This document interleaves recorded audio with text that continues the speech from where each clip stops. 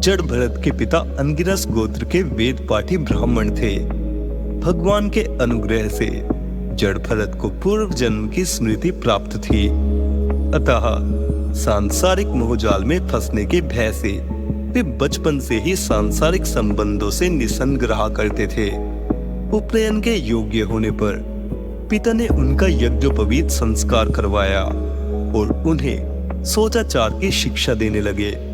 आचार्य ने उन्हें त्रिपदा गायत्री का अभ्यास कराया, किंतु वे गायत्री मंत्र का उच्चारण भी न कर सके। जड़ भरत के पिता उन्हें विद्वान देखने की आशा में इस असार संसार से विदा हो गए। पिता के परलोकवास के बाद इनके सौतेले भाइयों ने इन्हें जड़ बुद्धि एवं निकम्मा समझकर पढ़ने का आग्रह छोड़ दिया। लोग जड़ भरत जी को जो भी काम करने को कहते उसे ये तुरंत कर देते। कभी बेगार में, कभी मजदूरी पर, किसी समय भिक्षा मांगकर जो भी अन्न इन्हें मिल जाता उसी से ये अपना निर्वाह कर लेते थे।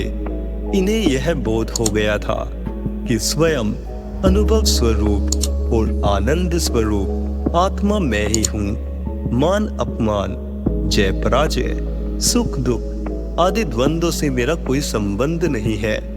ये सर्दी, गर्मी तथा बरसात में वृषभ की भांति सदा नग्न रहते। इनके शरीर में मलिन कटी वस्त्र और जनेऊ मात्र रहता था। लोग इन्हें अधम ब्राह्मण समझकर इनका तिरस्कार करते थे। एक दिन लुटेरों के किसी सरदार ने संतान की कामना से देवी भद्रकाली को नरबलि देने का संकल्प किया। इस कामना के लिए उसके साथियों ने जिस मनुष्य की व्यवस्था की थी वह मृत्यु भय से उनके चंगुल से छूटकर भाग गया। अचानक उनकी दृष्टि जड़ भरत जी पर पड़ी। वे उन्हें पकड़कर भद्रकाली के मंदिर में ले गए। जैसे ही सरदार ने उन्हें मारने के लिए अभिमंत्रित खड्ग उठाया, वैसे ही भद्रकाली ने मूर्ति से प्रकट होकर उन सभी दुष्टों को मार डाला और जड़ भरत की रक्षा की। एक दिन की बात है कि सोवीर नरेश राजा रहुगढ़ तत्व ज्ञान प्राप्त करने की इच्छा से कपिल मुनि के आश्रम पर जा रहे थे। इक्षुमती नदी के तट पर पहुंचने पर उनकी पालकी का एक कहार बीमार पड़ गया। दैव योग से वही महात्मा जड़ भरत भ्रमण कर रहे थे।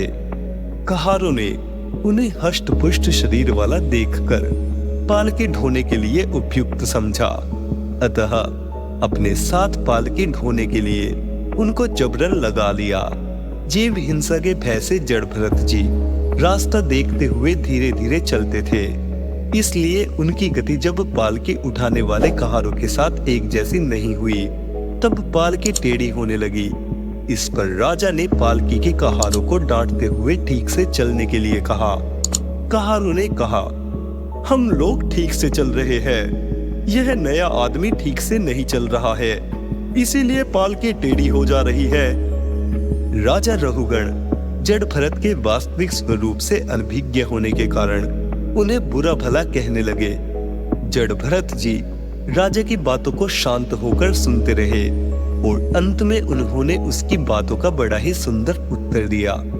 राजा रहुगन में श्रद्धा तो थी ही, वह समझ गया कि ये साधारण वेश में कोई तत्वज्ञ महात्मा है, अतः वह पालकी से उतर गया और अपने अविनय के लिए जड़ भरत जी से क्षमा मांगने लगा। अंत में महात्मा जड़ भरत जी ने तत्वज्ञान का बहुमूल्य उपदेश देकर राजा रहुगन को निहाल कर दिया।